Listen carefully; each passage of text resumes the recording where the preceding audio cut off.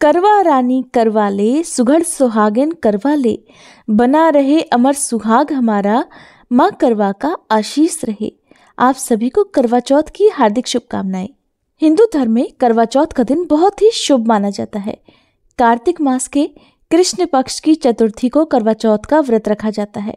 इस दिन सुहागिनें अपने पति के दीर्घायु की कामना के लिए इस व्रत को करती हैं। करवा चौथ का व्रत निर्जला और निराहार रहकर रखा जाता है।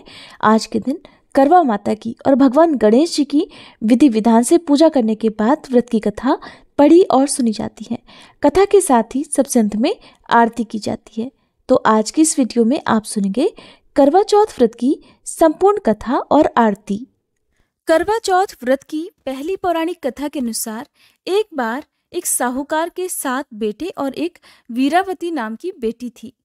7 भाइयों की इकलौती बहन होने के कारण वीरावती सभी भाइयों की बहुत लाडली थी और उसके भाई भी उससे बहुत प्रेम करते थे। कुछ समय के बाद वीरावती का विवाह एक योग्य ब्राह्मण युवक से हो गया। विवाह के बाद वीरावती अपने मायके आई और फिर उसने अपनी भाभियों के साथ करवा चौथ का व्रत रखा। लेकिन शाम होते होते वह भूख और प्यास से व्याकुल हो गई। सभी भाई जब रात को भोजन करने बैठे तो उन्होंने अपनी बहन से भी खाने का आग्रह किया, लेकिन बहन ने बताया कि आज उसका करवा चौथ का निर्जल व्रत है और आज वह सिर्फ चंद्रमा को अर्घ्य देकर ही भोजन कर सकती है। लेकिन चंद्रमा अभी नहीं निकला है, इसलिए वह भूख प्यास से व्याकुल हो रही है। वीरावती की यह हालत उसके भाइयों से देखी नहीं गई। फिर एक भाई ने पीपल के पेड़ पर एक दीपक जलाकर चलने की ओट में रख दिया। दूर से देखने पर वह ऐसा लगा मानो चांद निकल आया हो। फिर एक भाई ने जल्दी से आकर वीरावती से कहा, चलो बहन, जल्दी से चलो, चांद निकल आया है। तुम चांद को अर्घ देने के बाद अब भोजन कर सकती हो। बहन खुशी के मारे सीढ़ियों पर चढ़कर चांद को देखने लगी। चंद्रमा को देखा तो अर्घ देकर भोजन करने बैठ गई। उसने जैसे ही भोजन का पहला टुकड़ा मुंह में डाला तो उसे जोर से छींक आ गई। दूसरा टुकड़ा मुंह में डाला तो उस टुकड़े में बाल निकल आया। इसके बाद जैसे ही उसने तीसरा टुकड़ा मुंह में डालने की कोशिश की, तभी उसकी ससुराल से बुलावा आ गया कि तुम्हारा पति बहुत गंभीर बीमार है। ये बात सुनते ही वीरावती बड़ी हैरान और परेशान हुई, क्योंकि उसने तो आज अपने पति की लंबी आयु की कामना के लिए निर्जल और निराहार रहकर करवा चौथ का व्रत सच्ची श्रद्धा और निष्ठा के साथ रखा था। तब उसकी भाभी ने उसे बताया कि उसने आज करवा चौथ का व्रत गलत तरीके से तोड़ा है, जिस कारण देवता उससे नाराज हो गए हैं। सारी बात जानकर वीरावती को बहुत दुख हुआ। सच्चाई जानकर करवा ने निश्चय किया कि वह अपने पति का अंतिम संस्कार नहीं होने देगी और अपने सतीत्व से उन्हें पुनर्जीवन दिलवाकर ही रहेगी। वीरावती अपनी ससुराल पहुंच गई। वहां जाकर देखा तो उसके पति की अर्थी सजी हुई थी। उसने अपने पति का अंतिम संस्कार नहीं करने दिया और वह पूरे 1 साल तक अपने पति के शव के पास ही बैठकर उसकी देखभाल करती रही। फिर एक बार देवराज इंद्र की पत्नी इंद्राणी करवा चौथ के दिन धरती पर आई और वीरावती उनके पास गई और अपने पति की रक्षा करने के लिए, अपने पति को पुनर्जीवन दिलवाने के लिए उनसे प्रार्थना करने लगी। तब देवी इंद्राणी ने वीरावती को पूरी श्रद्धा और विधि विधान से करवा चौथ का व्रत रखने के लिए कहा। इस बार वीरावती ने पूरी श्रद्धा से नियमों का पालन करते हुए करवा चौथ का व्रत रखा। वीरावती की श्रद्धा और भक्ति देखकर भगवान प्रसन्न हो गए और उन्होंने वीरावती को सदा सुहागन बनी रहने का आशीर्वाद देते हुए उसके पति को पुनर्जीवित कर दिया। इसके बाद से वीरावती हर साल करवा चौथ का व्रत निराहार और निर्जल रहकर सभी नियमों का पालन करते हुए रखने लगी। इसके बाद से सभी सुहागिन महिलाओं ने अपने अपने पति की लंबी आयु की कामना के लिए करवा चौथ का व्रत रखना प्रारंभ कर दिया। करवा चौथ की दूसरी पौराणिक कथा देवी करवा से जुड़ी है। देवी करवा अपने पति के साथ तुंगभद्रा नदी के पास रहती थीं। एक दिन देवी करवा के पति नदी में स्नान करने गए तो एक मगरमच्छ ने उनका पैर पकड़ लिया और नदी में खींचने लगा। मृत्यु को अपने पास देखकर करवा के पति करवा को पुकारने लगे। करवा दौड़कर नदी के पास पहुंची और पति को मृत्यु के मुंह में ले जाते हुए मगरमच्छ को देखा। तब करवा ने तुरंत एक कच्चा धागा लेकर मगरमच्छ को एक पेड़ से बांध दिया। देवी करवा के सतीत्व के कारण मगरमच्छ कच्चे धागे में ऐसा बंधा था कि टस से मस हो ही नहीं पा रहा था। उस समय करवा के पति और मगरमच्छ दोनों के ही प्राण संकट में फंसे हुए थे। तब देवी करवा ने यमराज को पुकारा और अपने पति को जीवन दान देने और मगरमच्छ को मृत्युदंड देने के लिए कहा। तब यमराज ने कहा, देवी, मैं ऐसा नहीं कर सकता, क्योंकि अभी मगरमच्छ की आयु शेष है और तुम्हारे पति की आयु पूरी हो चुकी है। क्रोधित होकर करवा देवी ने यमराज से कहा, अगर आपने ऐसा नहीं किया तो मैं आपको श्राप दे दूंगी। सती के श्राप से भयभीत होकर यमराज ने तुरंत ही मगरमच्छ को यमलोक भेज दिया और करवा के पति को जीवन दान दे दिया। इसलिए करवा चौथ के व्रत में सुहागिन महिलाएं करवा माता से प्रार्थना करती हैं कि हे करवा माता, जैसे आपने अपने पति को मृत्यु के मुंह से वापस निकाल लिया, वैसे ही सदा मेरे सुहाग की भी रक्षा करना। करवा चौथ व्रत के बाद भगवान गणेश जी की कथा जरूर सुननी चाहिए, तभी सुनी गई कथाओं का पुण्य प्राप्त होता है। पौराणिक कथा के अनुसार बहुत समय पहले की बात है, एक अंधी बूढ़ी माई थी जिनका एक लड़का और बहू थी। वो लोग बहुत गरीब थे। वह अंधी बूढ़ी माई रोज नियम से गणेश जी की पूजा किया करती थी।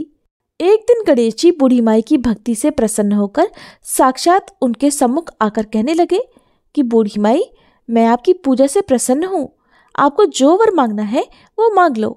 तब बूढ़ी माई कहने लगी, भगवान, मुझे मांगना तो आता नहीं, मैं कैसे और क्या मांगूं? तब गणेश जी कहने लगे, अपने बेटे बहू से पूछकर मांग लो। तब बूढ़ी माई ने अपनी बहू और अपने बेटे से पूछा तो बेटा बोला कि माँ जी, धन मांग लो। बहू कहने लगी, माँ जी, पोता मांग लो। तब बूढ़ी माई ने सोचा कि ये तो दोनों अपने अपने मतलब की बात कर रहे हैं। फिर बूढ़ी माई ने पड़ोसियों से पूछा तो पड़ोसी कहने लगे, बूढ़ी माई, तुम्हारी तो थोड़ी सी जिंदगी बची हुई है, आप क्यों धन और पोता मांग रही हैं? अरे, आप तो अपने लिए केवल आंखों की रोशनी मांग लो, जिससे आपकी बाकी की जिंदगी तो सुख से बीत सके। बूढ़ी माई बहुत सीधी सादी थी। तब बूढ़ी माई ने बेटे और बहू और पड़ोसियों की बात सुनकर घर में जाकर खूब सोचा विचारा कि क्यों ना ऐसी चीज मांग लूं जिसमें बेटा बहू और मेरा सबका ही भला हो जाए। जब अगले दिन भगवान गणेश फिर से आए और बूढ़ी माई से फिर से कहने लगे कि मांगो, क्या मांगना है? हमारा वचन है कि आप जो मांगोगी वो आपको जरूर मिलेगा। गणेश जी के ऐसे वचन सुनकर बूढ़ी माई कहने लगी, हे गणपति, अगर आप मुझ पर प्रसन्न हैं तो मुझे 9 करोड़ की माया दीजिए, निरोगी काया दीजिए, अमर सुहाग दीजिए, आंखों में प्रकाश दीजिए, नाती पोते दीजिए और मेरे पूरे परिवार को सुख दीजिए। फिर सबसे अंत में मुझे मोक्ष भी दीजिए। बूढ़ी माई की बात सुनकर गणेश जी बोले, बूढ़ी माई, आपने तो मुझे ठग लिया। खैर, आपने जो कुछ मांगा है वो सब कुछ आपको जरूर मिलेगा। ऐसा कहकर गणेश भगवान वहां से अंतर्ध्यान हो गए। हे गणेश भगवान, जैसे आपने उन बूढ़ी माई की विनती सुनी, वैसे ही इस कथा को कहने, सुनने और हुंकारा भरने वाले सभी भक्तों की सुनना, सभी पर कृपा करना। अब सुनिए करवा माता की आरती। ओम जय करवा मैया, माता जय करवा मैया, जो व्रत करे तुम्हारा, जो व्रत करे तुम्हारा, पार करो नैया। ओम जय करवा मैया, सब जग की हो माता, तुम हो रुद्राणी, मैया तुम हो रुद्राणी। यश तुम्हारा गावत, यश तुम्हारा गावत, जग के सब प्राणी। ओम जय करवा मैया। कार्तिक कृष्ण चतुर्थी, जो नारी व्रत करती, मैया जो नारी व्रत करती, दीर्घायु पति होवे, दीर्घायु पति होवे, दुख सारे हरती। ओम जय करवा मैया। होए सुहागन नारी सुख संपत्ति पावे, मैया सुख संपत्ति पावे। गणपति जी बड़े दयालु, गणपति जी बड़े दयालु, विघ्न सभी नाशे। ओम जय करवा मैया, करवा मैया की आरती। व्रत कर जो गावे, मैया व्रत कर जो गावे। व्रत हो जाता पूर्ण, व्रत हो जाता पूर्ण, सब विधि सुख पावे। ओम जय करवा मैया, ओम जय करवा मैया, माता जय करवा मैया।